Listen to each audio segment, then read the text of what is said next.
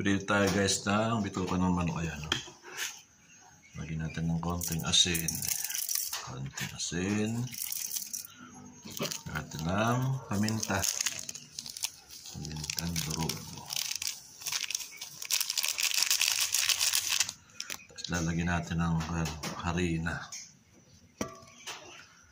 Ayan. Para mag-crunchy man lang siya. Ayun. Okay na yan. At lalagyan ng itlog.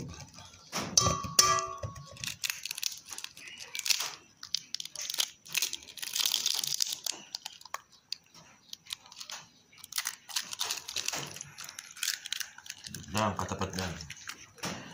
Saka natin lalamutakin. Yan.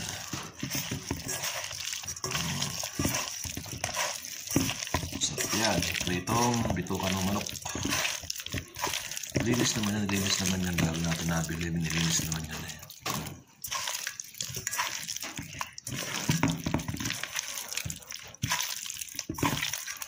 Saka natin guys pipritohin yan.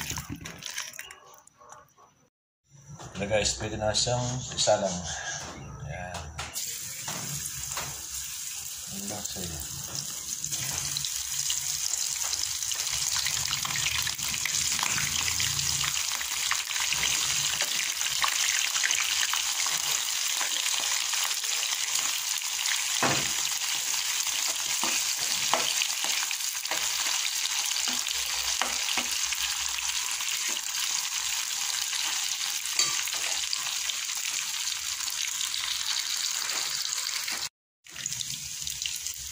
Guys, medyo napula-pula na siya.